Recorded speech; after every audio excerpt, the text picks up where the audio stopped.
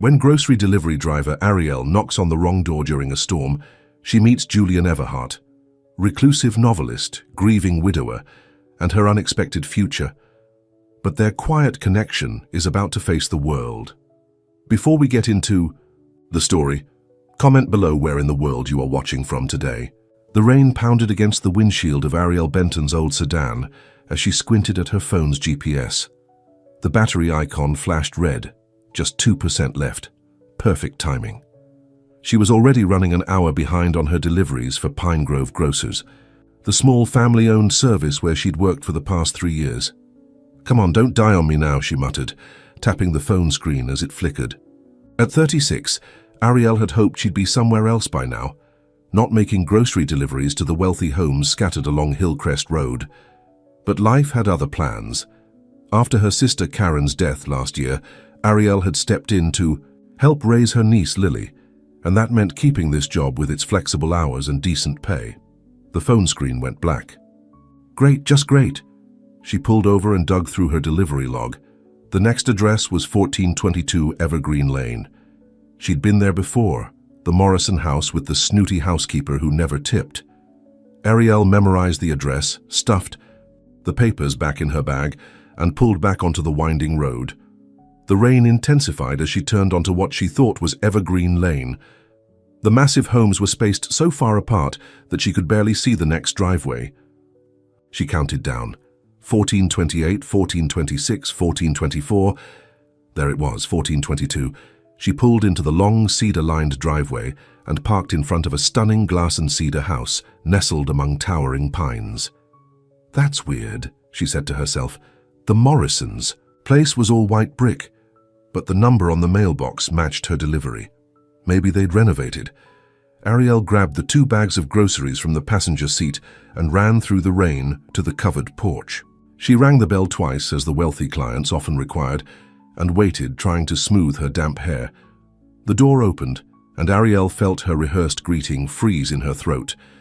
Standing before her wasn't Mrs. Morrison's stern-faced housekeeper, but a man, tall with tousled dark hair streaked with silver at the temples, wearing a simple grey sweater with the sleeves rolled up and, surprisingly, no shoes. He held a steaming ceramic mug in one hand and looked at her with curious blue eyes. "I'm sorry, Ariel started, suddenly sure she was at the wrong house. But instead of scowling or correcting her, the man smiled. It was a gentle smile that transformed his serious face, reaching all the way to his eyes. "Hello," he said, his voice quiet and warm. Ariel fumbled with her phone, forgetting for a moment that it was dead. "I think I'm at the wrong address. I'm looking for 1422 Evergreen Lane. This is 1422 Cedar Crest Drive," he replied. "Evergreen is one road over." "Oh, I'm so sorry," Ariel said, feeling heat rise to her cheeks. "My phone died and I thought, I'm really sorry to bother you." The rain came down harder, drumming against the roof of the porch. The man glanced past her at the downpour, then back at her damp clothes. "Would you like to come in?" he asked softly. "I just made tea." Ariel blinked, taken aback by the unexpected invitation. She was a stranger with grocery bags, clearly lost, and this man, who lived in a house that probably cost more than she'd earn in 3 lifetimes, was inviting her in for tea. "I should really get going," she said. "The Morrisons are expecting their groceries." "The Morrisons moved to Florida 6 months ago," he replied, a hint of amusement in his voice. Ariel felt her confusion deepen. "But they're still on my delivery schedule. Their house has been empty. It just sold last week." There was something in his voice, a gentle honesty, and beneath it something that sounded almost like loneliness, that made Ariel hesitate. The rain wasn't letting up, and she was already behind schedule. A few minutes to warm up and maybe charge her phone wouldn't hurt. "I suppose a quick cup of tea would be nice, thank you," she said. "I'm Ariel, by the way. Ariel Benton." "Julian," he replied, stepping aside to let her in. "Julian Everhart." The name struck her as vaguely familiar, but she couldn't place it.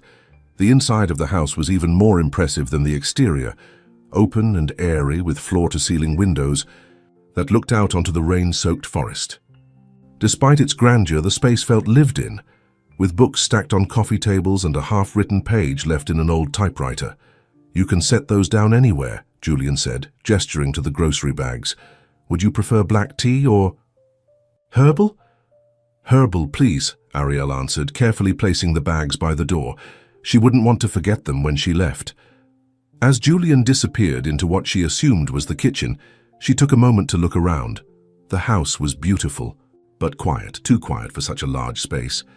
No family photos adorned the walls, no signs of children or a partner. Just books, lots of books and simple, elegant furniture. Julian returned with a second mug and handed it to her. Chamomile with a touch of honey. It seemed fitting for a rainy day. "Thank you," she said, accepting the warm mug gratefully. "This is very kind of you." Julian motioned toward a comfortable-looking couch facing the windows. "Please sit. If you'd like to charge your phone, there's an outlet behind the side table." Ariel sat down, feeling both awkward and oddly at ease. Julian took a seat in an armchair across from her, leaving a respectful distance between them. For a moment, they both watched the rain in silence. "I haven't had a visitor in months," Julian said suddenly, his voice so quiet she almost didn't hear him. "Not one who actually came inside, at least." Ariel looked at him more carefully. Now that she was sitting across from him, there was something familiar about his face. "Do you live here alone, Mr. Everhart?" "Julian, please. And yes, just me. The house is too big for one person, but I like the forest." He took a sip of his tea. The silence gets loud sometimes, especially at night. It creaks. There was something so honest in that statement that Ariel felt her professional demeanor soften. "I know what you mean. After my sister died last year, her house felt like that, too full of echoes." Julian's eyes met hers, and she saw a flash of understanding. "I'm very sorry about your sister." "Thank you," she said, surprised at herself for sharing such a personal detail with a stranger. "It's been difficult. I'm helping raise her daughter. My niece, Lily, she's 12. Julian nodded, his expression thoughtful. "That's a challenging age. Neither child nor teenager caught in between." "Exactly," Ariel agreed, warming her hands on the mug. "Some days she needs me to hold her while she cries, and other days she can barely stand to be in the same room with me." The rain continued to pour, creating a cozy cocoon around their conversation. Ariel found herself relaxing into the comfortable couch, the warmth of the tea spreading through her.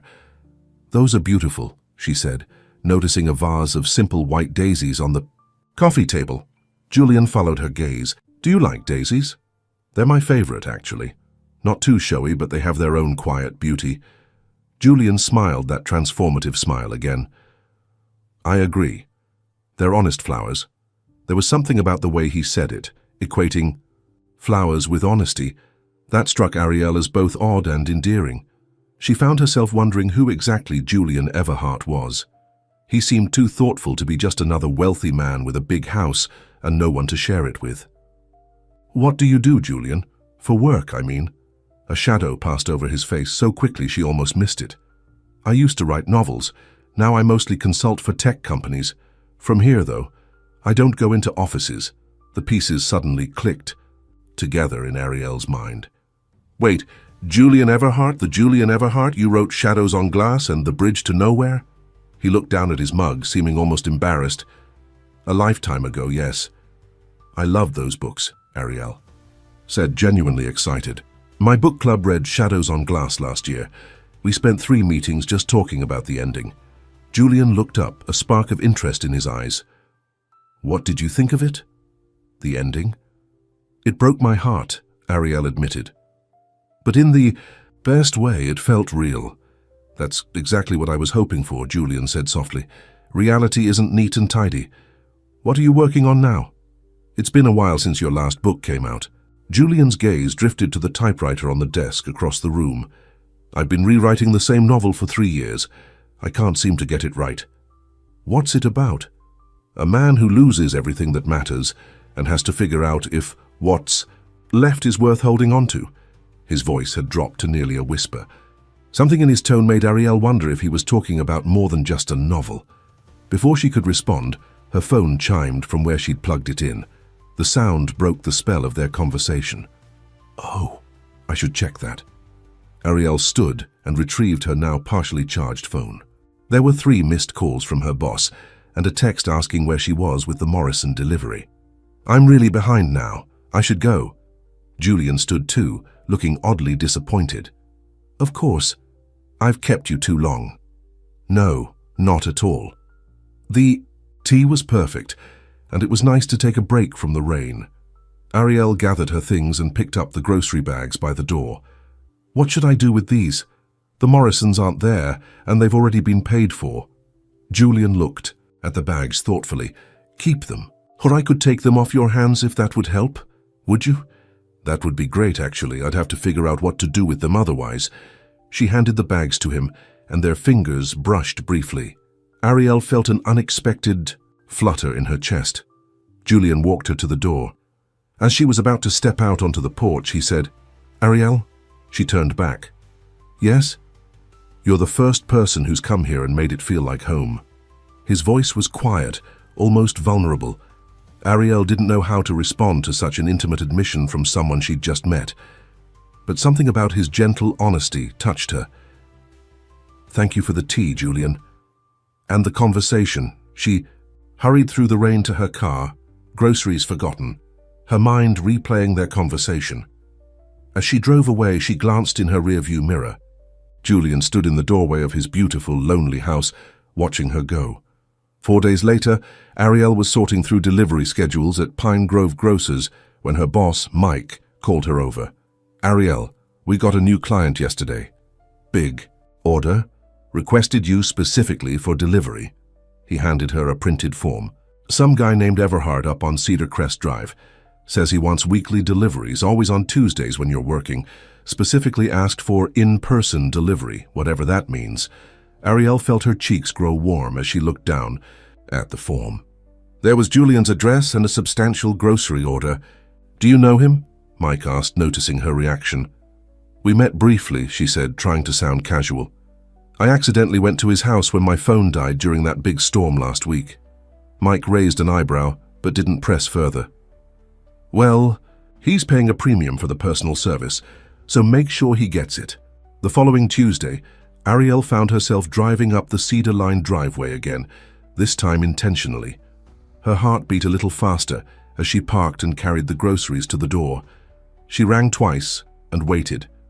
Julian opened the door, and Ariel was struck again by how different he looked from what she might expect of a famous novelist turned tech millionaire. His hair was still slightly messy, and he wore a simple blue button-up shirt with the sleeves rolled to the elbows, and jeans.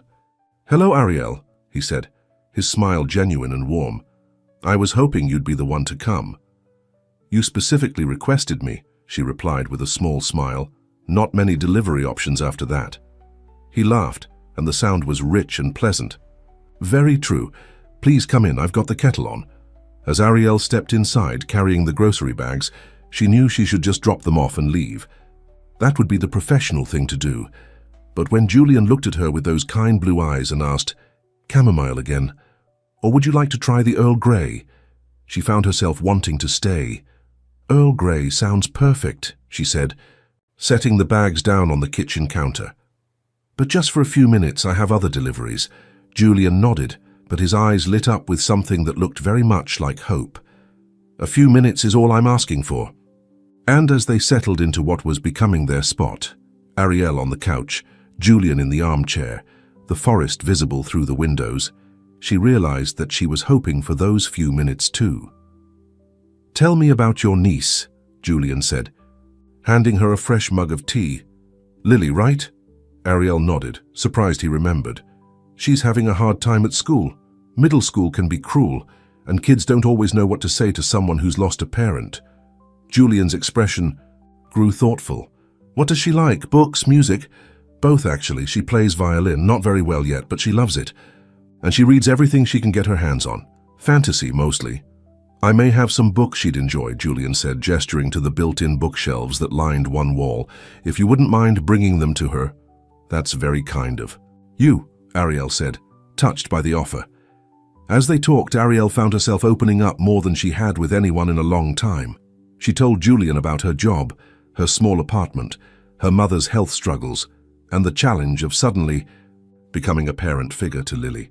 He listened with genuine interest. asking thoughtful questions and never making her feel judged for her modest life. When she asked about his work, Julian was more reserved, but he did share that he'd stepped back from public life after a personal loss. "Is that why you haven't published anything new?" she asked gently. Julian's eyes met hers, and there was pain there, but also something like relief at being asked directly. "Partly. I found it hard to write truth after everything. And if I can't tell the truth through my fiction, what's the point?" "What happened?" Ariel asked, then immediately backtracked. "I'm sorry, that's too personal. You don't have to answer." "No, it's all right," Julian said, his voice steady but quiet. "My wife and daughter died in an accident 4 years ago. After that, I couldn't face the publicity, the questions, the sympathy. I withdrew from everything." Ariel felt her heart contract with empathy. "I'm so sorry, Julian."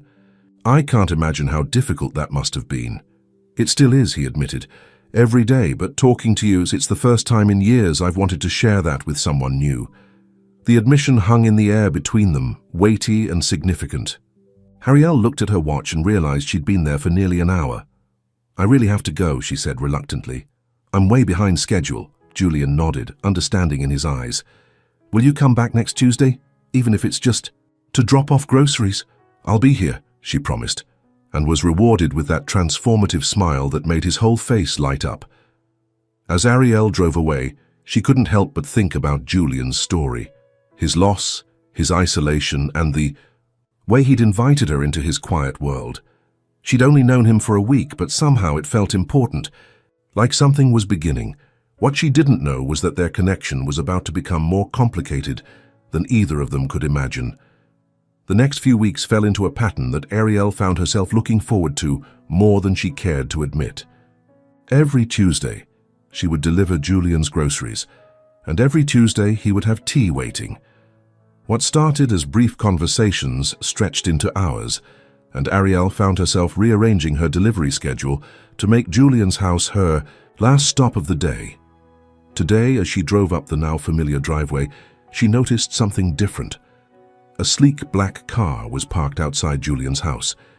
In the month she'd been coming here, she'd never seen another vehicle. Her stomach tightened.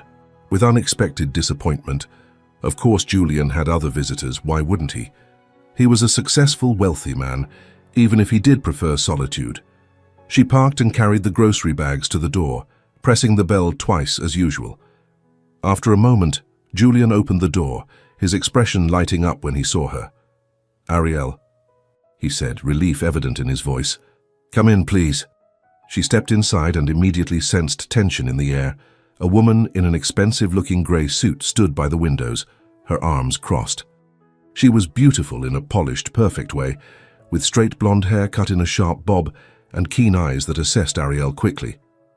"I didn't mean to interrupt," Ariel said, feeling suddenly self-conscious in her Pine Grove grocer's uniform. "You're not interrupting," Julian assured her, taking the grocery bags. "Ariel, this is Vanessa Crane, my literary agent. Vanessa, this is Ariel Benton." Vanessa's professionally pleasant smile didn't reach her eyes. "So you're the grocery delivery person Julian's mentioned. How nice to put a face to the service." Ariel felt the subtle sting in the woman's words. "Nice to meet you too," she replied, keeping her voice even. Julian cleared his throat. "Vanessa was just leaving." "Was I?" Vanessa raised an eyebrow. "Julian, we're not finished discussing this. You can't just ignore them forever. Marcus is getting impatient." "We're finished for today," Julian said firmly, his jaw tightening. "I'll think about what you said, but I need time." Vanessa sighed dramatically and picked up a designer handbag from the couch.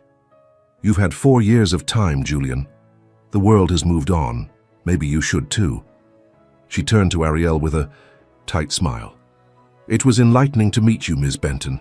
I'm sure we'll be seeing each other again." After Vanessa left, a heavy silence filled the room. Julian ran a hand through his hair, a gesture Ariel had come to recognize as a sign of stress. "I'm sorry about that," he said, moving to the kitchen to put away the groceries. "Vanessa can be intense." Ariel followed him, leaning against the doorframe. "She seems concerned about you." Julian gave a short laugh. "Vanessa is concerned about my next book and the money it will make her. She's been pushing me to finish the manuscript I've been working on. And you don't want to finish it? Julian paused, a can of soup in his hand. It's not that simple. I've rewritten it so many times, but it never feels right. And there's pressure for me to do publicity, interviews, social media, all the things I've avoided for the past 4 years. That sounds difficult, Ariel said gently. What's the book about? Maybe talking about it would help. Julian put the groceries away and motioned for her to follow him to the living room. As they settled into their usual spots, he looked more troubled than she'd ever seen him. It's about loss, he said finally. About a man trying to rebuild his life after losing everything that gave it meaning. He looked out at the forest, his profile sharp against the glass. I started it after Sharon and Emily died, my wife and daughter, he added, though Ariel remembered. It was supposed to be cathartic, but instead, it just keeps reopening wounds. Ariel felt her heart ache for him. Maybe it's too close to your own experience. Maybe, he agreed, his voice soft. Or maybe I just haven't found the right ending yet. Something in his expression made Ariel want to reach out, to offer comfort, but she remained in her seat. Their relationship, whatever it was, had boundaries, and she wasn't sure where they stood. The books you gave me for Lily were a hit. By the way, she said, changing the subject to something lighter. She's already finished 2 of them. Julian smiled, some of the tension leaving his shoulders. I'm glad. I have more for her when she's ready. How is she doing with the violin? She has a recital next week. She's nervous but excited. It's the first big event since her mom died that she's actually looked forward to. That's wonderful progress, Julian said. You're doing a good job with her, Ariel. His sincere praise warmed her. I'm trying. It's not always easy being the substitute mom. I worry I'm not enough. From everything you've told me, you're exactly what she needs, Julian assured her. You're stable, caring, and you're there every day. That matters more than you know. As their conversation continued, Ariel felt herself relaxing into the comfortable familiarity they'd developed. There was something about Julian that made her feel both seen and accepted, something she hadn't experienced in a long time. Would you like to stay for dinner? Julian asked suddenly. I make a decent pasta carbonara. Ariel hesitated. Their tea-time conversations were one thing, but dinner felt like crossing a line she wasn't sure she was ready for. I should probably get back to Lily, she said, not entirely truthfully. Her mother was watching Lily tonight, and they weren't expecting Ariel until later. Maybe another time. Was that disappointment she saw flicker across Julian's face? If so, he masked it. Quickly, of course, he said with a gentle smile. The offer stands any time. As Ariel drove home, her mind kept drifting back to Julian. His troubled expression when discussing his book, the warmth in his eyes when he talked about Lily, the way he looked at Ariel as if she was something precious. It was dangerous territory.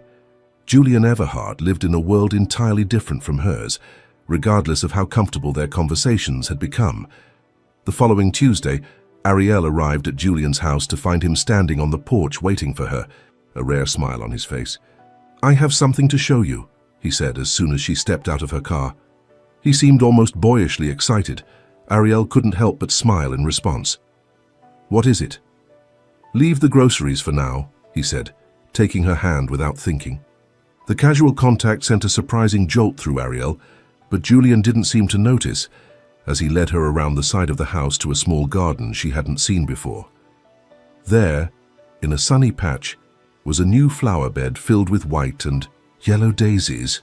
You said they were your favorite, Julian explained, suddenly looking a bit unsure of himself. I thought I wanted to see them grow here. Ariel was speechless. The gesture was so unexpected, so thoughtful, that she felt a lump form in her throat. Julian, they're beautiful, she said finally. I don't know what to say. You don't have to say anything, he replied, his eyes fixed on her face. Seeing your reaction is enough. They stood there among the daisies, and Ariel felt something shift between them, a quiet acknowledgement that their Tuesday meetings had become more than just friendly conversations. Back inside, as they settled with their tea, Julian seemed more relaxed than he had been since the day Vanessa visited. I wrote today, he said. Really wrote, for the first time in months. That's wonderful, Ariel replied. What changed? Julian looked at her thoughtfully. I think I finally realized what the story was missing. And what was that? Hope, he said simply. My character was stuck in his grief just like I was, but today I could suddenly see a way forward for him. Ariel felt a warmth spread through her chest. I'm glad, Julian. Your readers have missed your voice. Speaking of voices, Julian said, isn't Lily's recital this week? Ariel nodded. Tomorrow night, actually. She's nervous, but she's ready. I'm sure she'll be wonderful, Julian said. He hesitated, then added, I'd love to hear how it goes. I'll tell you all about it next week, Ariel promised.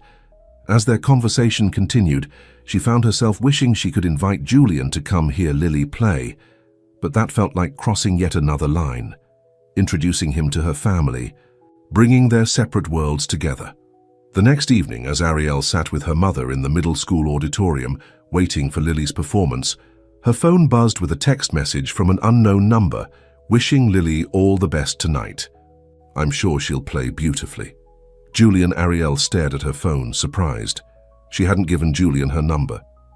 Before she could wonder how he got it, Lily walked onto the stage with the other young violinists, her dark hair pulled back, in a neat bun, wearing the blue dress they'd picked out together.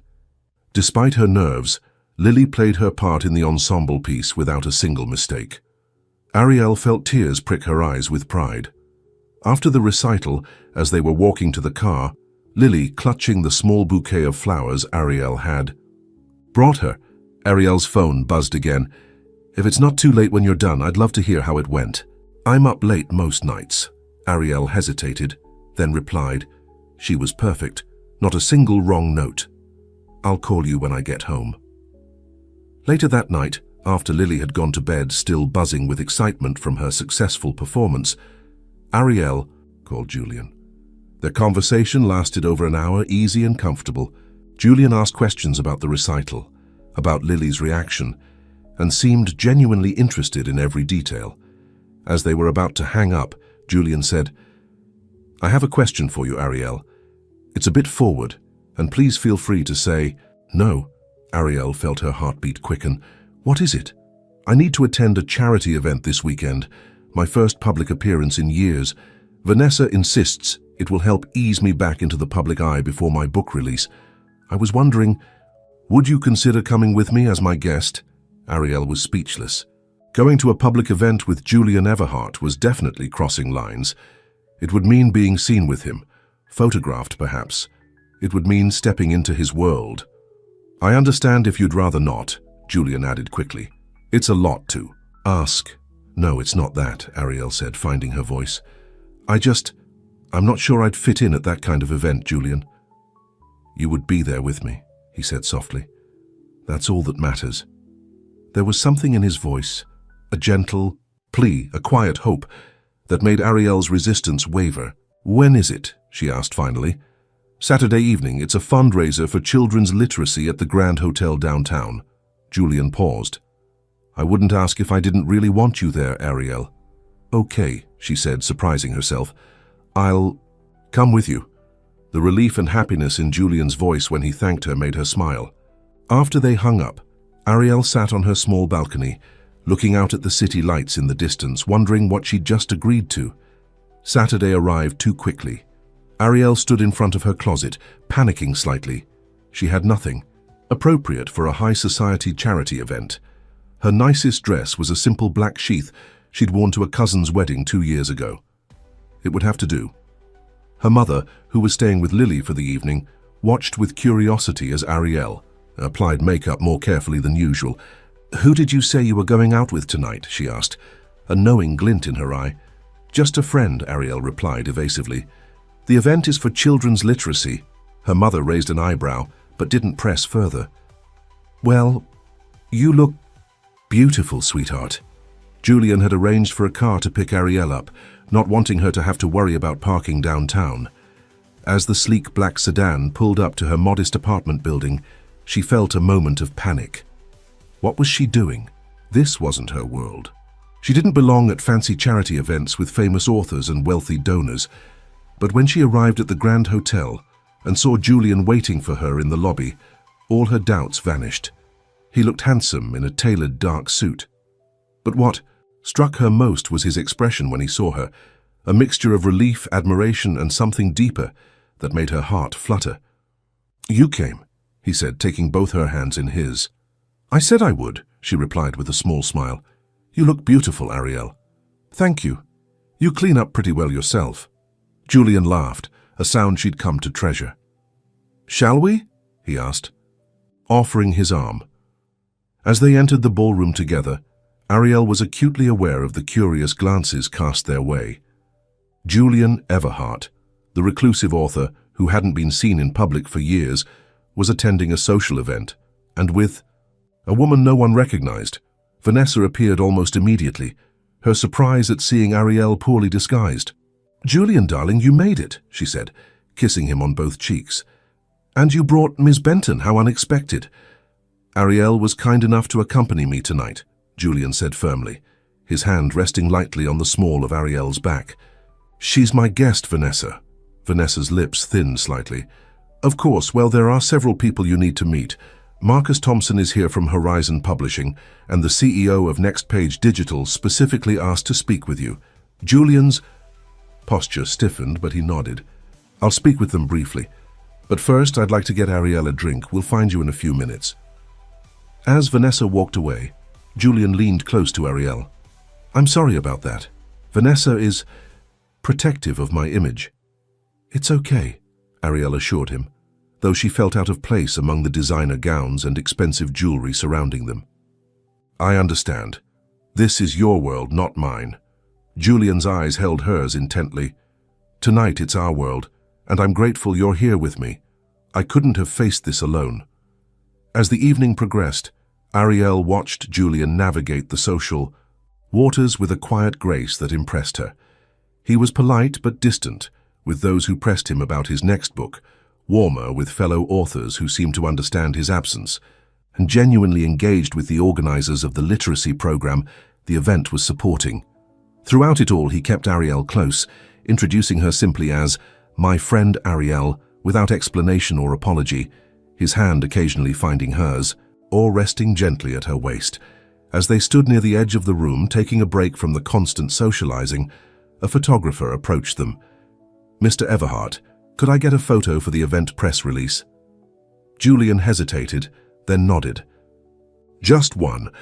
The photographer raised his camera, and Julian put his arm around Ariel's waist, drawing her close to his side. She looked up at him, momentarily forgetting the camera, struck by the vulnerability in his expression. "Thank you for being here," he whispered, just before the flash went off.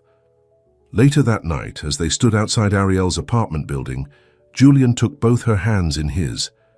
"Tonight meant more to me than I can express," he said, his voice low and sincere. "Having you there made something I've dreaded for years actually bearable, pleasant even." Ariel smiled. "I'm glad I could help. It wasn't as intimidating as I thought it would be." Julian's eyes searched her face. "Ariel, just these past weeks getting to know you, it's woken something in me I thought was gone forever." His hands tightened slightly around hers, and he took a step closer. Ariel could feel her heart racing, knowing what might come next and not sure if she was ready for it. "Julian," she said, softly, "I don't belong in that world. Tonight was lovely, but it's not real life. Not my real life, anyway." "I don't care about worlds or social divides," Julian replied, his gaze intense. "I care about you. About how I feel when I'm with you." Before she could respond, his phone rang, breaking the moment. Julian sighed and released her hands to check the caller. "It's Vanessa," he said. "I should take this. She wouldn't call this late unless it was important." Ariel nodded, feeling a mix of relief and disappointment. "Of course. Go ahead." Julian answered the call, his expression changing from annoyance to concern as he listened. "When?" he asked sharply. "How many?" A pause. "I see. Thanks for letting me know." He hung up and turned to Ariel, his face grim. "That photo of us from tonight. It's already online, and several gossip sites have picked it up. Reclusive author. Julian Everhart's mystery woman is trending." Ariel felt a cold wave of anxiety wash over her. What does that mean? It means, Julian said heavily, that by tomorrow they'll know who you are, and our private little world is about to become very public. As if on cue, her phone chimed with a text from her boss at Pine Grove Grocers. Is that you with Julian Everhart on celebwatch.com? Call me ASAP. Ariel looked up at Julian, her stomach knotting with worry. What do we do now? I'm so sorry, Ariel, Julian said, reaching for her hand again. I never meant for this to happen. But whatever comes next, we'll face it together. I promise. As she watched his car drive away a few minutes later, Ariel couldn't shake the feeling that their quiet Tuesday afternoons had just come to an end. Something new and uncertain was beginning, and she wasn't sure if she was ready for it. Inside her apartment, she opened her laptop and searched Julian's name. Sure enough, there was the photo.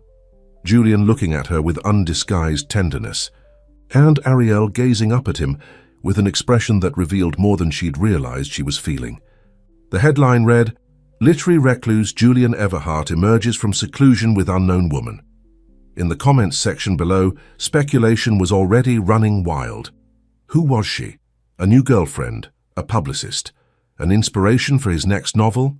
Ariel closed the laptop, her mind racing. What had she gotten herself into? Ariel woke to the insistent buzzing of her phone. It was barely 7 a.m., but she already had 12 text messages and 4 missed calls. 3 were from her mother, 1 from her boss, and the rest from co-workers and friends she hadn't spoken to in months. Everyone had seen the photo. With a sigh, she got out of bed and shuffled to the kitchen to make coffee. Before she could take her first sip, there was a knock at her door. Looking through the peephole, she was surprised to see Mike, her boss, from Pine Grove Grocers, standing in the hallway. She opened the door, clutching her coffee mug like a shield. "Mike, what are you doing here?" Mike, a balding man in his 50s with perpetually worried eyes, held up his tablet. On the screen was the photo of her and Julian from last night, but now it was on the front page of the local news site with the headline, "Local woman captures heart of billionaire author Julian Everhart." "Is this really you?" Mike asked, his voice a mixture of awe and concern. "Yes," Ariel admitted, stepping back to let him in. "But it's not what it looks like." "I mean, we're friends. He's a client." Mike raised his eyebrows. "A client who takes you to charity galas and looks at you like that?" He pointed to the photo. Ariel felt her cheeks warm. "It's complicated. Look, I'm sorry I didn't tell you, but I didn't think it was a big deal." Mike sat down heavily on her small couch. "Ariel, Julian Everhart is one of the wealthiest men in the state. His books have sold millions of copies, and no one has seen him in public for years. This is a very big deal." "What does this mean for my job?" Ariel asked, suddenly worried. "Am I in trouble?" Mike's expression softened. "No, not at all. In fact, the owner wants to offer you a promotion. Our delivery service to Mr. Everhart has been getting attention. We've already had 3 new clients sign up this morning, all requesting the Everhart package." "The what?" "Premium delivery service, personal shopper, the works. It's what you've been doing for him, right?" Ariel shook her head in disbelief. "Mike, I've just been delivering his groceries and sometimes staying for tea." "Well, whatever you're doing, it's working. The owner wants to make you our VIP client relations manager. It comes with a significant raise." Ariel sat down, stunned. "All because of a photo? All because you somehow managed to turn our highest profile client into free advertising for our business?" Before Ariel could respond, her phone rang again. "Julian, I need to take this," she told Mike. He nodded and stood up. "Think about the promotion. We can talk details tomorrow." After Mike left, Ariel answered the phone. "Julian? Ariel, I'm so sorry about all this," Julian said, his voice strained. "I had no idea it would blow up like this." "It's okay," she assured him, though she wasn't entirely sure that was true. "Actually, my boss just offered me a promotion because of it. That's good, I suppose." Julian sounded uncertain. "But there's more. They found your address." Ariel felt a chill. "Who did?" "Reporters, photographers. They're probably already on their way. They'll want to know everything about you, about us."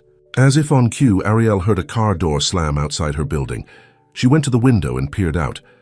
A man with a camera was standing on the sidewalk looking up at the building. "There's already someone outside," she said, her voice tight. Julian's sigh was heavy with guilt. "I was afraid of this. Listen, pack a bag. I'm sending a car for you. You can stay at my place until this dies down." "Julian, I can't just leave. I have work, and Lily—" "Bring Lily too if you want. There's plenty of room. Please, Ariel. I got you into this mess. Let me help." Ariel looked around her small apartment, thinking of the reporters who would soon be camped outside, the phone that wouldn't stop ringing, the questions she wasn't ready to answer. "Okay," she said finally. "When will the car be here?" 20 minutes. Pack whatever you need. For a few days. Use the back exit of your building if you can." After hanging up, Ariel moved quickly.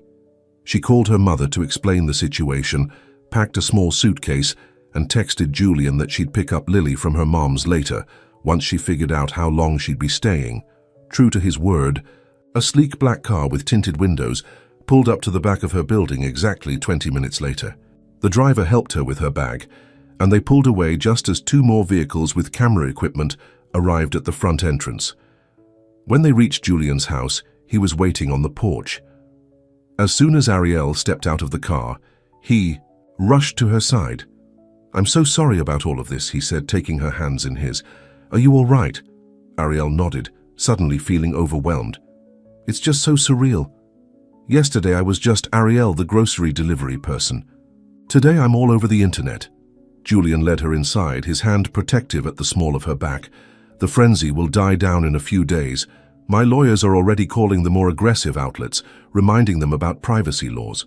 Inside the house, Ariel was surprised to see Vanessa sitting in the living room, her face tight with barely contained frustration.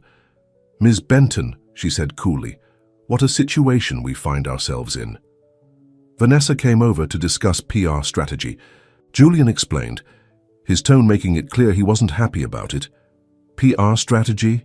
Ariel repeated. Vanessa stood, tablet in hand. "Yes, we need to control the narrative. Right now, every gossip blog in the country is speculating about your relationship with Julian. Some are calling you a gold digger. Others are portraying you as his muse. We need to decide what story we're putting out there." Ariel felt her temper flare. "There is no story.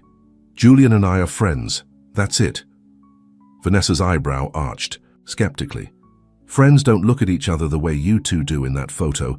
The public isn't stupid." "That's enough, Vanessa," Julian said sharply. "Ariel isn't part of some PR strategy. She's here because I asked her to come, and I won't have you treating her like she's a problem to be managed." Vanessa's professional mask slipped for a moment, revealing genuine concern. "Julian, you've been out of the public eye for 4 years. This is your first appearance, and it's with a woman no one knows. People will talk. They'll dig. They'll want to know everything about her, about you, about Sharon and Emily." At the mention of his late wife and daughter, Julian's face hardened. "My family is not up for public discussion." "Then what is?" Vanessa countered. "Because something has to be. The book release is in 2 months. Your publisher is already talking about moving up the date to capitalize on this attention. Like it or not, you're back in the spotlight and Ms. Benton is there with you." Ariel looked between them, feeling increasingly uncomfortable. "Maybe I should leave you two to discuss this." "No," Julian said firmly, moving to stand beside her. "This involves you too.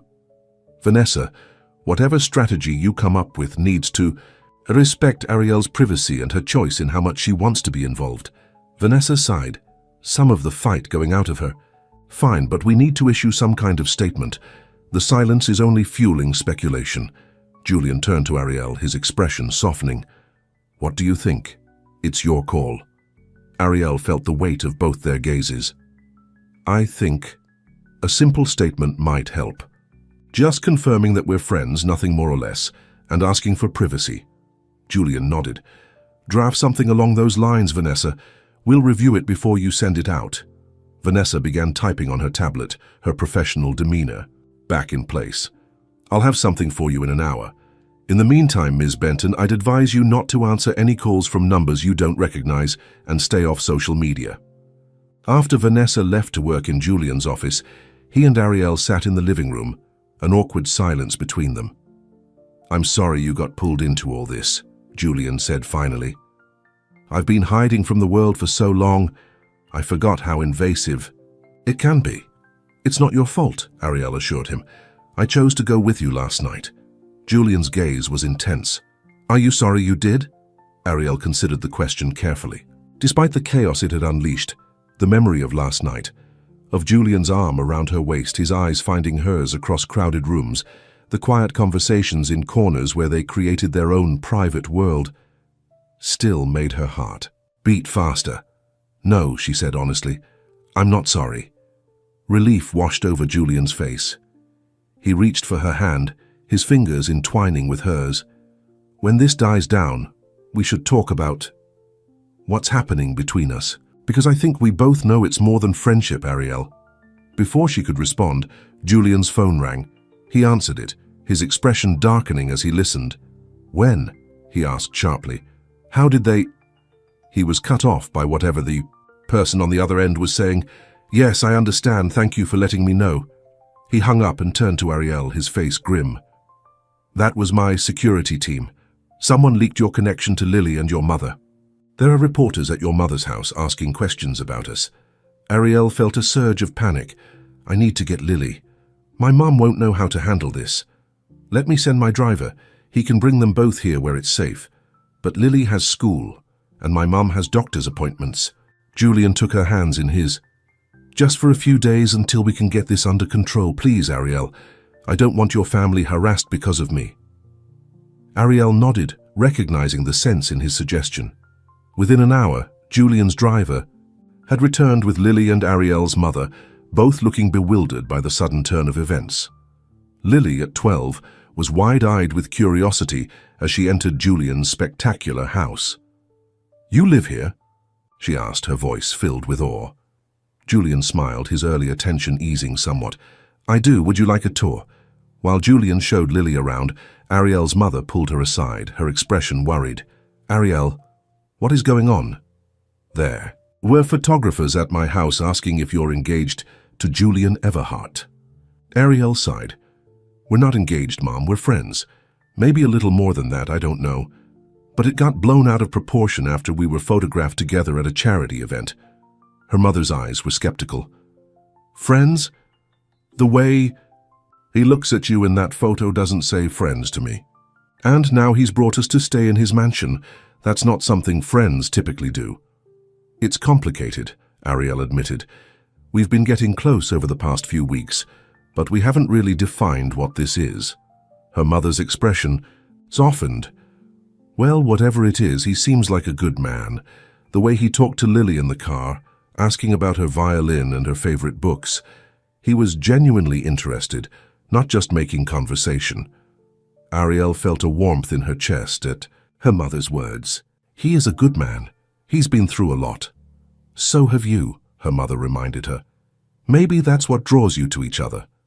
Later that evening, after dinner, which Julian had cooked himself, impressing both Lily and Ariel's mother, they sat in the living room.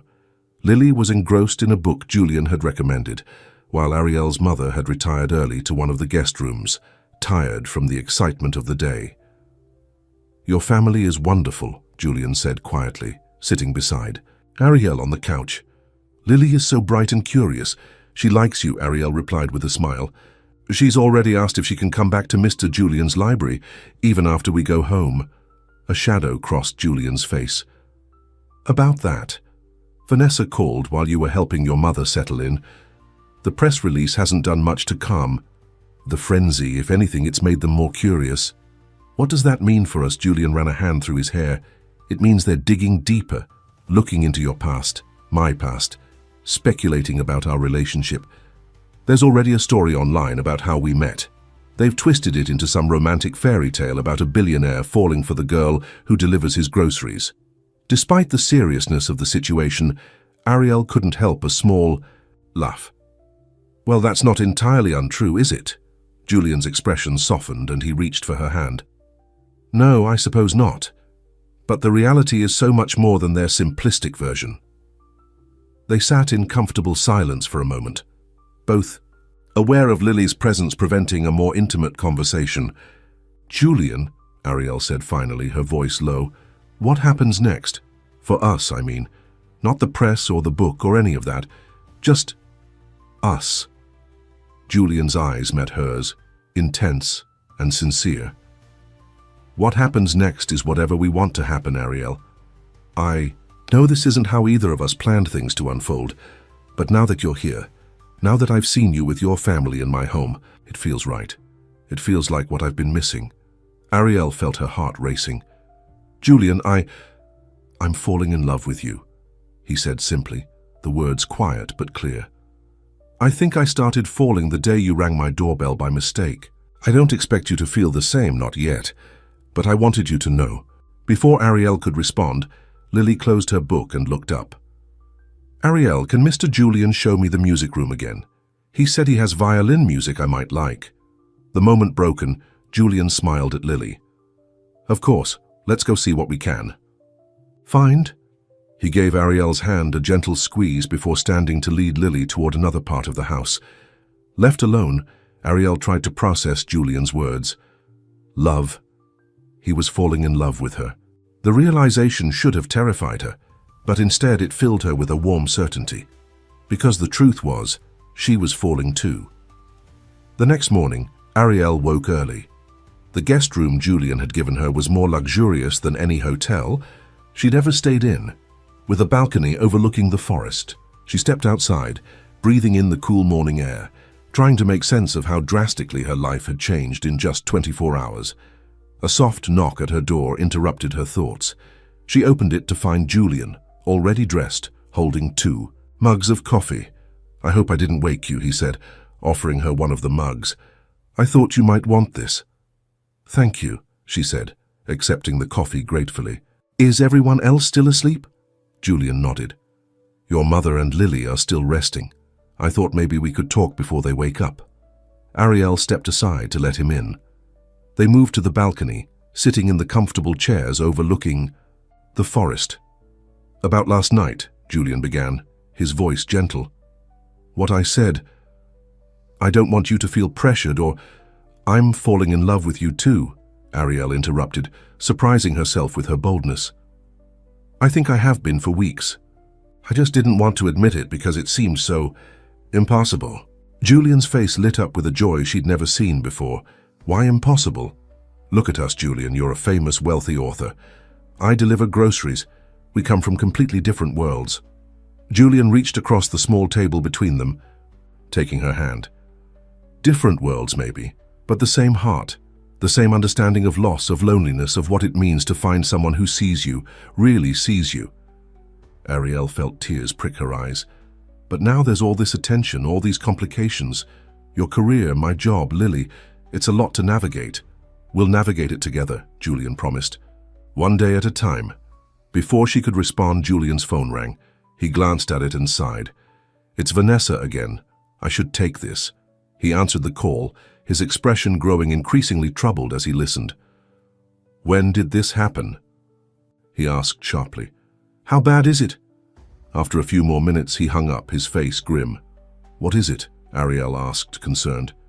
They found out about Sharon and Emily, Julian said, his voice tight with pain. Someone at the hospital leaked details about the accident. It's all over the tabloids. Not just that they died, but graphic details about the crash, speculation, about whether I was driving, whether I could have prevented it. Ariel moved to his side instantly, taking both his hands in hers. Julian, I'm so sorry, that's horrible. Julian's eyes were haunted. I've protected their memory for 4 years, kept the details private, and now it's all out there, twisted and sensationalized. What can I do? Ariel asked softly. Julian looked at her, anguish and love mingling in his gaze. Just stay, please. I can face anything if you're here. Ariel wrapped her arms around him, holding him close as he buried his face in her shoulder. They stayed that way for a long time, the morning sun rising higher above the trees, casting long shadows across the balcony. Eventually, Julian pulled back, composed once more. Vanessa thinks I should do an interview. Tell my side before the speculation gets worse. Is that what you want? Julian considered the question seriously. No, but it might be necessary, not just for me, but for Sharon and Emily's memory. For their parents who are probably being harassed too. Whatever you decide, I'll support you, Ariel promised. Julian's eyes searched hers. Would you consider doing it with me? Not to talk about them, but to address the rumors about us to help deflect some of the attention from my family's tragedy. Ariel hesitated. The thought of being interviewed on camera, of having her relationship with Julian dissected publicly, was intimidating. But seeing the pain in his eyes, knowing how much he'd suffered and how hard he'd worked to protect his privacy, she couldn't refuse. Yes, she said firmly. If it will help, I'll do it. Relief washed over Julian's face. He leaned forward, his hand gently cupping her cheek. Thank you, he whispered, and then his lips were on hers, a soft, tender kiss that felt like coming home. When they separated, Julian rested his forehead against hers. Whatever happens next, we face it together. Together, Ariel agreed, and in that moment, despite all the complications and challenges ahead, she felt a certainty deep in her soul that this was right, that she and Julian, against all odds, had found something real and precious in each other. What neither of them knew was that the interview would bring consequences neither could have anticipated and test their newfound love in ways they couldn't imagine. 3 days later, Ariel sat in a dressing room at the studio of National Morning, the country's most watched morning news program. A makeup artist was finishing her foundation while a stylist arranged her hair. In the mirror, Ariel barely recognized herself. Polished, sophisticated, wearing a designer outfit Vanessa had insisted on. 5 minutes, Ms. Benton. A production assistant said, poking her head in the door. Ariel nodded, her stomach churning with nerves. Julian had spent the morning in pre-interview meetings with Vanessa and the show's producers, hammering out what topics were off-limits. Ariel hadn't been included in those discussions, which made her even more anxious about what might be asked. A gentle knock at the door interrupted her thoughts. Julian entered, looking handsome but tense in a tailored suit. "How are you holding up?" he asked, coming to stand behind her chair. Terrified, she admitted with a nervous laugh. "I've never done anything like this before." Julian placed his hands on her shoulders, their eyes meeting in the mirror. "You'll be wonderful, just be yourself. That's who I fell in love with after all." Ariel reached up to cover one of his hands with hers. "What did you and Vanessa work out with the producers? They've agreed not to ask specifics about the accident. They can ask about Sharon and Emily generally, but not how they died. And they won't ask about your sister's death either." Ariel felt a rush of gratitude that he'd thought to protect her family's privacy too. "Thank you for that." Julian squeezed her shoulders gently. "They'll ask about how we met, about our relationship. Are you comfortable with that?" "Yes," Ariel said with growing confidence. "I'm not ashamed of anything about us. Are you?" Julian turned her chair to face him, kneeling to be at eye level with her. "Ariel, meeting you has been the best thing to happen to me in 4 years. I would shout it from the rooftops if I could." His sincerity melted away the last of her doubts. Whatever happened in this interview, whatever the public reaction, they would face it together. The production assistant returned. "Mr. Everhart, Miss Benton, we're ready for you." As they walked onto the set, past the bright lights and cables, Ariel felt Julian's hand find hers, his touch steady and reassuring. The host, Diane Foster, greeted them warmly, and microphones were clipped to their clothing. "We're on in 3, 2, 1. The floor director counted down, and then the cameras were rolling. "Good morning, America," Diane began with practiced charm. "Today, we have a very special exclusive interview with renowned author Julian Everhart, breaking his 4-year silence since the tragic death of his wife and daughter. And joining him is Ariel Benton, the woman whose unexpected appearance in his life has captivated the nation's attention. Julian, Ariel, thank you for being here." Julian nodded, his public persona in place, polite but reserved. "Thanks you for having us, Diane. Julian, let me start with you. 4 years is a long time to be away from the public eye. What made you decide to step back into the spotlight now?" Julian glanced at Ariel, a small smile softening his expression. "It wasn't a conscious decision, actually. Meeting Ariel, it changed things for me. made me realize it was time to rejoin the world. Diane turned to Ariel. And Ariel, for our viewers who don't know, you work as a grocery delivery person. Is that how you met Julian? Ariel nodded, trying to appear more relaxed than she felt. Yes, though not exactly as planned. My phone died during a rainstorm, and I accidentally went to the wrong address. Julian's address. A happy accident, it seems, Diane noted with a smile. Julian, after losing your wife and daughter so tragically, did you ever think you would find love again? Julian's face grew solemn. No, I didn't. For a long time I couldn't imagine it. Sharon and Emily were my whole world. When they died, that world ended. He paused, his voice steady but emotion evident in his eyes. Meeting Ariel wasn't about replacing what I lost. It was about finding something new, something different but equally precious. Diane nodded sympathetically before turning to Ariel. Ariel, stepping into a relationship with someone who has experienced such profound loss must be challenging. How have you navigated that? Ariel took a deep breath. With care and respect. My own sister passed away last year, so I understand grief, though everyone's experience is different. Julian and I, we don't try to fix each other's pain. We just make space for it, alongside the joy we've found together. The interview continued, touching on Julian's upcoming book release, the unexpected media attention, and their hopes for the future. Throughout, Julian remained protective, redirecting questions that probed too deeply into painful territory, while Ariel spoke with a natural honesty that seemed to resonate with Diane and, they hoped, the audience. As the segment was wrapping up, Diane asked one final question. Julian, you've been notoriously private about your personal life. Why choose to do this interview now? Julian's gaze was steady. Because sometimes silence allows others to control your story. I wanted the world to know the truth about my continued love and respect for Sharon and Emily's memory, and about how meeting Ariel has given me hope for a future I didn't think was possible. Both can exist together. When the cameras stopped rolling, Diane thanked them warmly. That was beautiful, truly. Thank you both for your honesty. Back in the dressing room, Julian pulled Ariel into his arms. You were amazing, he murmured against her hair. So poised, so genuine. So was I interrupting something? Came a sharp voice from the doorway.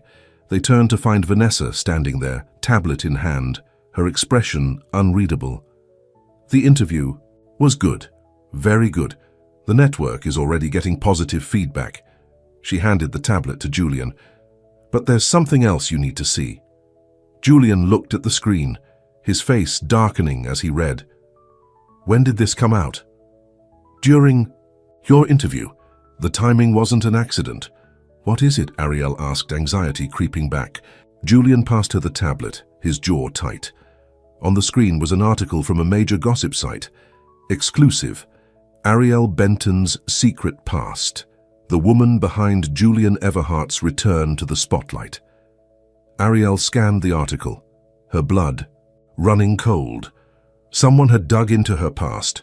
Her brief marriage at 19 to a man who later went to prison for fraud, her struggle with debt afterward, even her custody arrangement with Lily, twisted to make it seem like she was using her niece to gain Julian's sympathy.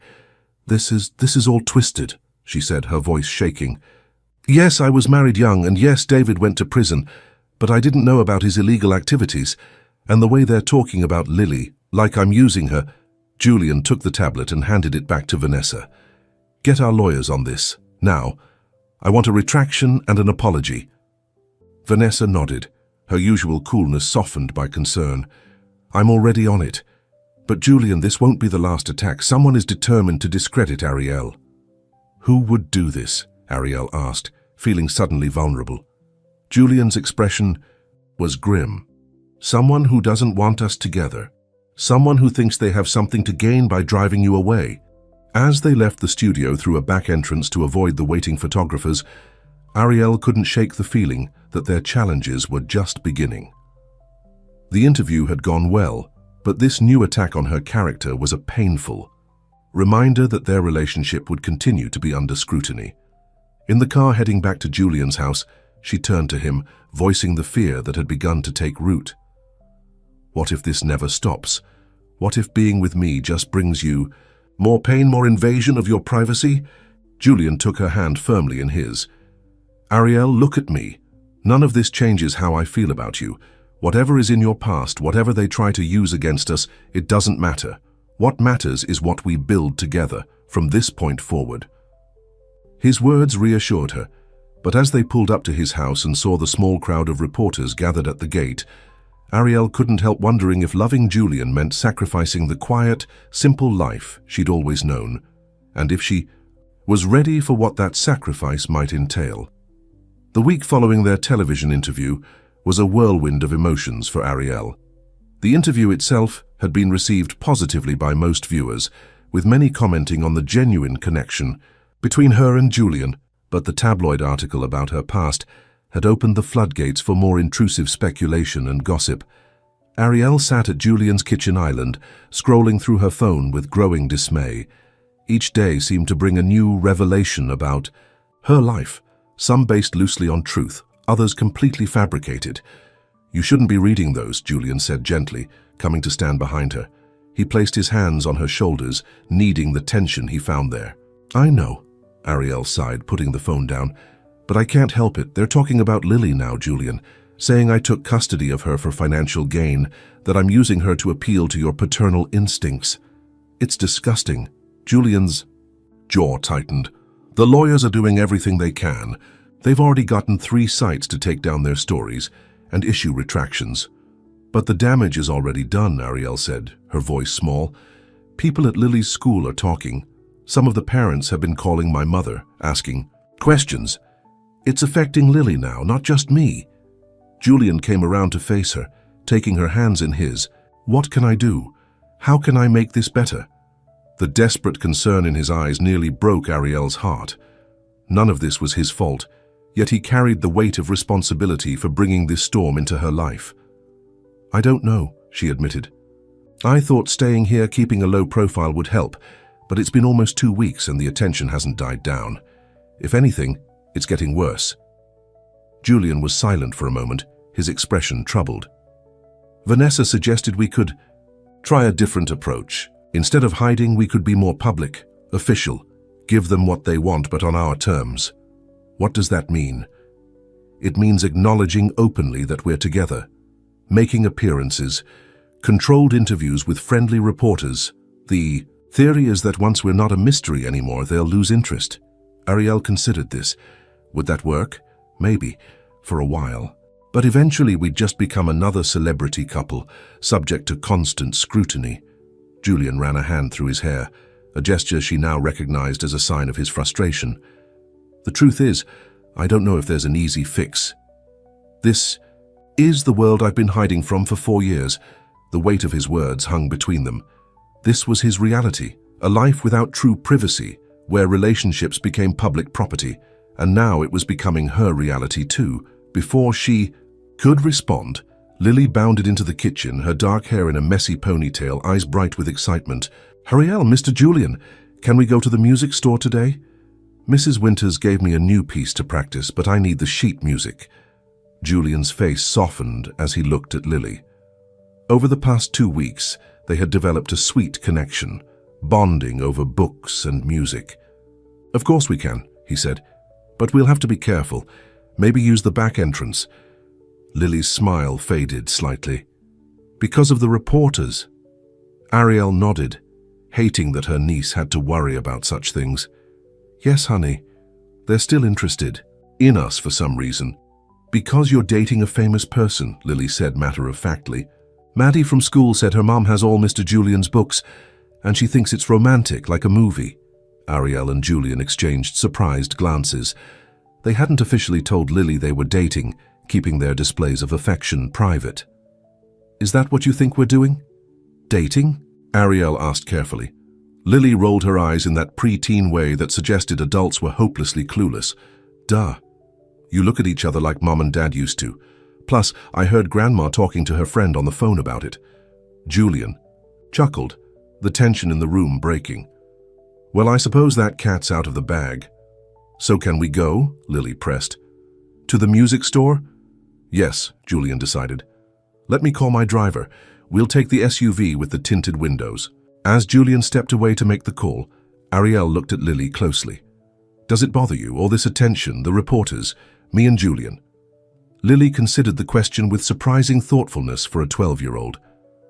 "The reporters are annoying, but Mr. Julian isn't. He's nice, and he makes you smile more than you used to."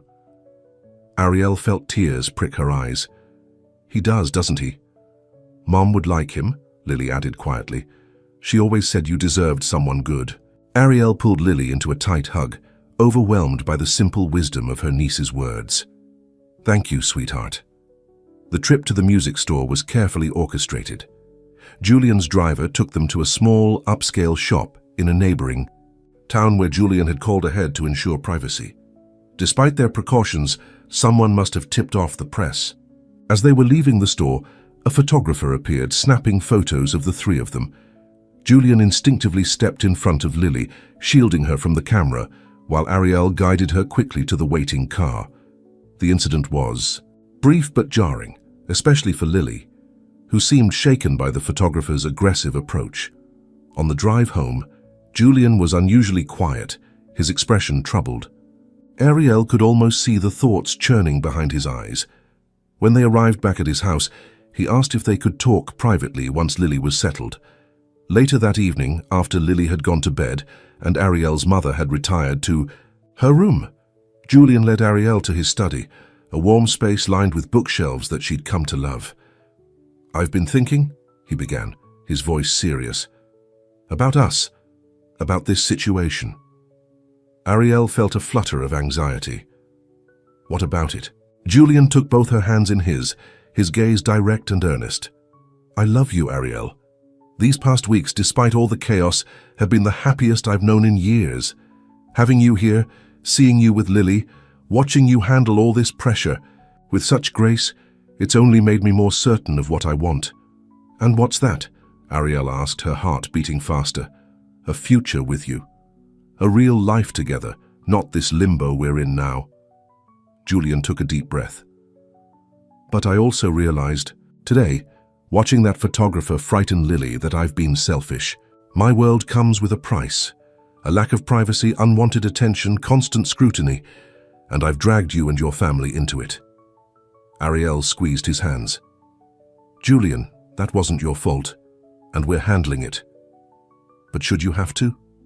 "That's the question I keep asking myself." Julian's eyes were troubled. "You had a quiet, normal life before me. Lily was just a regular kid, not the subject of tabloid speculation." A cold fear began to spread through Ariel's chest. "What are you saying?" Julian's voice was strained. "I'm saying that I love you enough to consider whether loving me is what's best for you, for Lily, for the life you've built." "Don't," Ariel said, her voice suddenly fierce. "Don't you dare make that decision for me, Julian Everhart. If you don't want to be with me, say so. But don't hide behind some noble sacrifice." Julian looked startled by her vehemence. "Ariel, that's not—" "It is," she insisted. "You're scared. I get it. I'm scared too. This is all happening so fast, and yes, it's complicated and messy, but that doesn't mean it's wrong."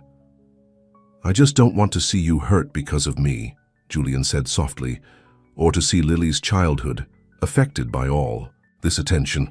Ariel took a step closer to him. "Life hurts sometimes. That's not a reason to stop living it. You, of all people, should understand that.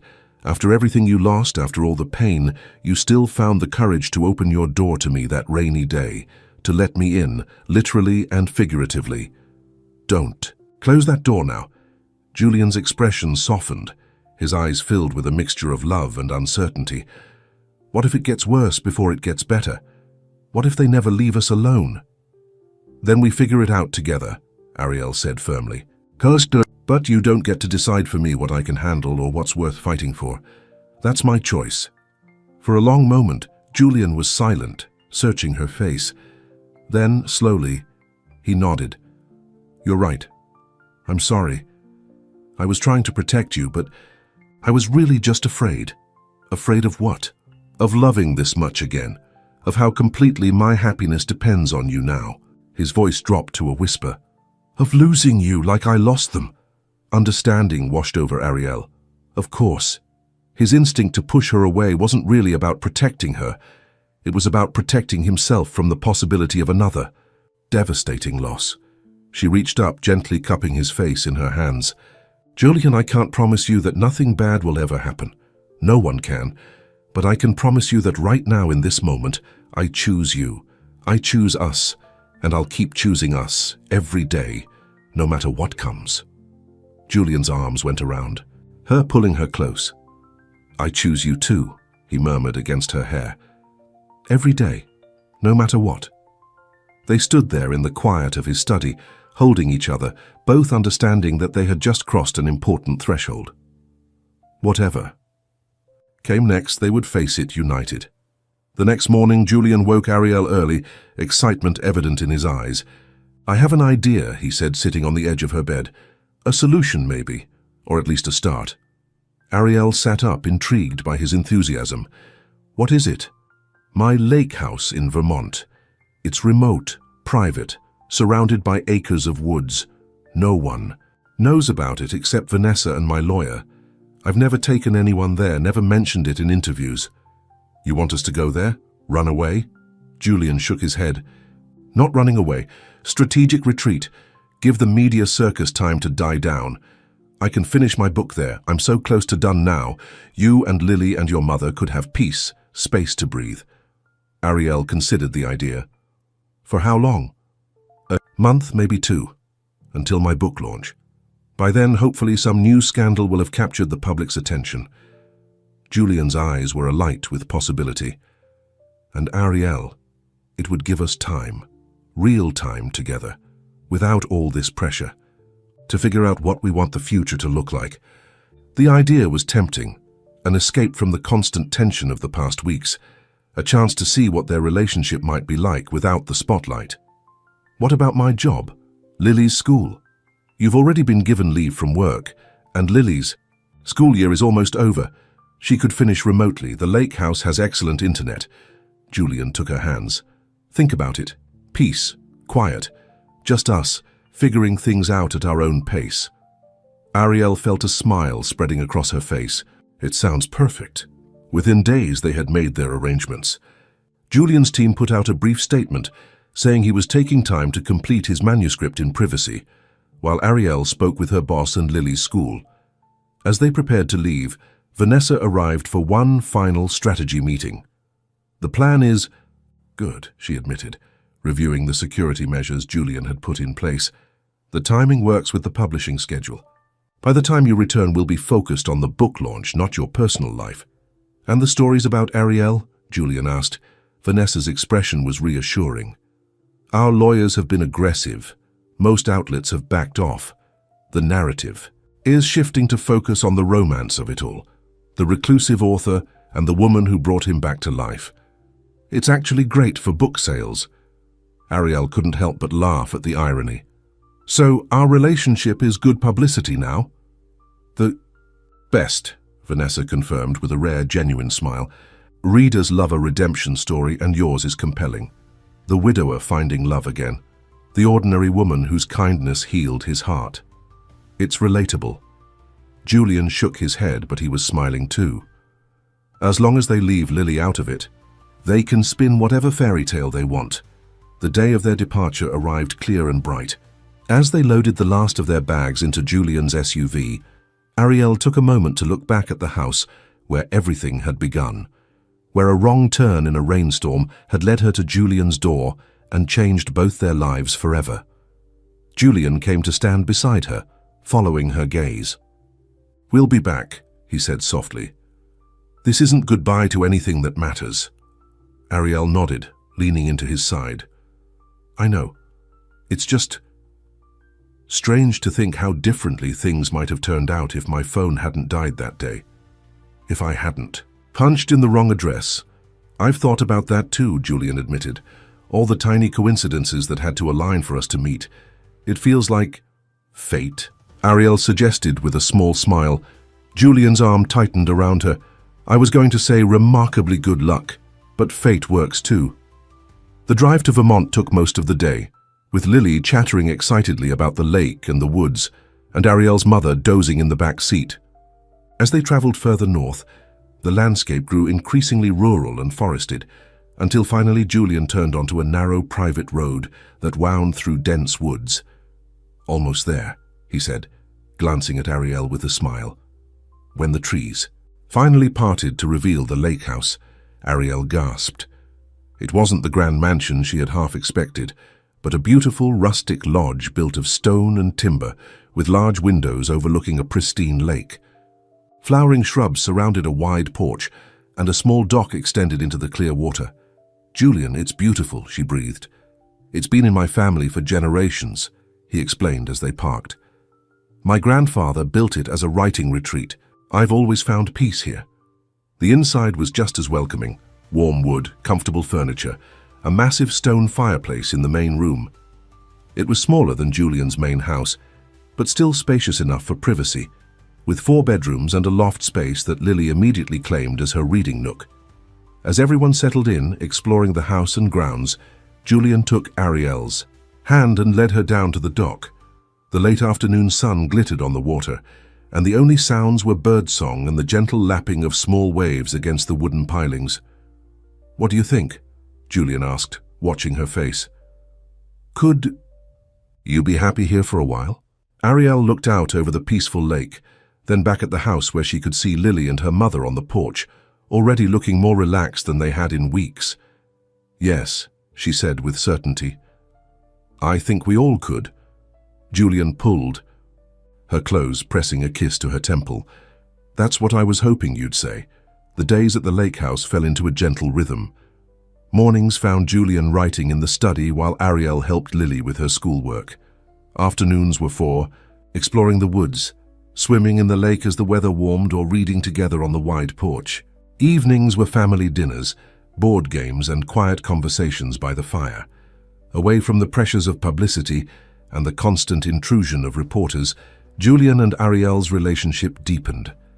They learned each other's habits, preferences, the small details that make up a shared life. Julian discovered Ariel's love of early mornings and thunderstorms, while she came to understand his need for solitude when wrestling with a difficult passage in his writing, and his unexpected talent for baking bread. Lily thrived in the peaceful environment, practicing her violin without self-consciousness, developing a passion for identifying local birds, and forming a special bond with Julian, who treated her with a mixture of respect and gentle guidance that she responded to beautifully. Ariel's mother, too, seemed to blossom, her health improving with the stress-free routine and clean mountain air.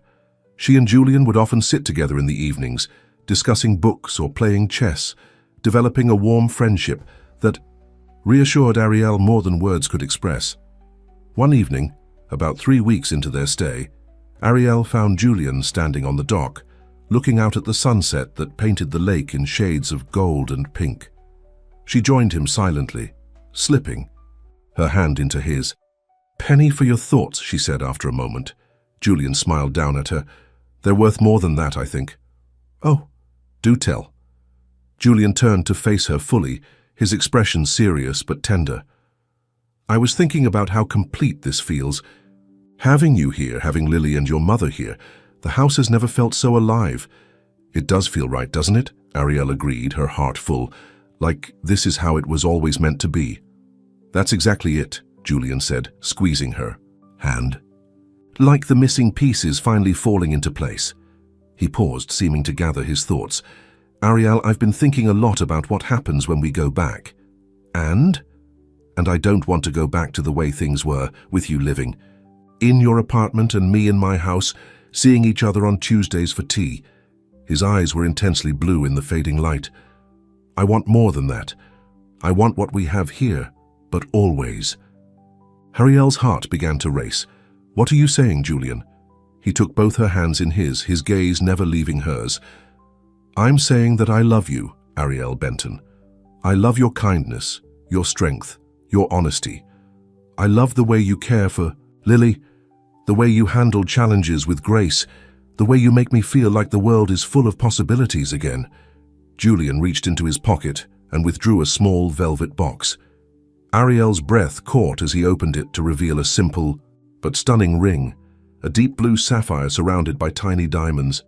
"This was my grandmother's," Julian explained, his voice thick with emotion. My grandfather gave it to her right here on this dock 70 years ago. He lowered himself to one knee, still holding her hand. Ariel, I know it hasn't been long, in the traditional sense, but when you know, you know. And I know that I want to spend the rest of my life with you, building a family together, creating a home, facing whatever comes our way as partners. His voice trembled slightly. Will you marry me?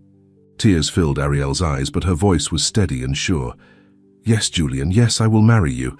As he slipped the ring onto her finger, Julian's face was transformed by joy. He stood and pulled her into his arms, kissing her with all the love and promise of a future together. When they finally broke apart, breathless and smiling, the sound of applause made them turn toward the house. Lily and Ariel's mother stood on the porch beaming. Did you know about this? Ariel called to them, laughing through her tears. Of course we did, Lily replied with a grin. Mr. Julian asked our permission days ago, and we gave it enthusiastically, her mother added, wiping away a tear of her own. Julian wrapped his arm around Ariel's waist as they walked back to the house. I hope that was okay, he murmured, asking them first. It was perfect, Ariel assured him, leaning into his side. Everything about this is perfect. That night, they celebrated with champagne for the adults and sparkling cider for Lily, toasting to new beginnings and family bonds. As they sat around the fire planning their future together, Ariel marveled at how completely her life had changed in just a few short months. From a rainy day delivery gone wrong to this moment of perfect happiness, it was more than she had ever dared to dream for herself. And yet here she was, surrounded by love, embarking on a new chapter that promised both challenges and joys. 2 months later, Julian's new book was released to critical acclaim and strong sales. Titled The House at the Top of the Hill, it told the story of a man finding his way back to life and love after profound loss. The dedication page read simply, "For Ariel, who rang the wrong doorbell and found the right heart, and for S and E, who taught me that love never truly ends, it just makes room for more." The publicity tour was carefully managed, with Julian doing selected interviews and appearances, always with Ariel by his side. The public's fascination with their love story had indeed created a perfect marketing narrative, but more importantly, it had shifted to a respectful interest rather than invasive speculation. They were married the following spring in a small ceremony at the lake house, with only close family and friends in attendance. Lily played the violin as Ariel walked down the aisle on her mother's arm, and Julian's eyes shone with tears as he spoke his vows. Their life together would not be without its challenges. The public's interest would wax and wane. Julian's creative process would have its difficult moments, and blending their lives would require patience and compromise. But on that perfect spring day, as they stood hand in hand looking out over the lake, the future stretched before them full of promise. "Happy?" Julian asked, pressing a kiss to her temple. Ariel smiled up at him, her heart overflowing. "More than I ever thought possible." "Me too," he said softly. "Who would have thought that a wrong turn on a rainy day could lead so exactly where we both needed to be?" As the sun set over the lake, painting the sky in shades of rose and gold, Ariel leaned into her husband's embrace, thinking of all the coincidences and choices that had brought them to this moment. A dying phone battery, a rain-soaked afternoon, a cup of tea offered and accepted, small moments that had changed everything. Sometimes, she reflected, love arrived in the most unexpected ways, not in grand gestures or carefully planned meetings, but in wrong turns that led exactly where you were meant to go all along. The end.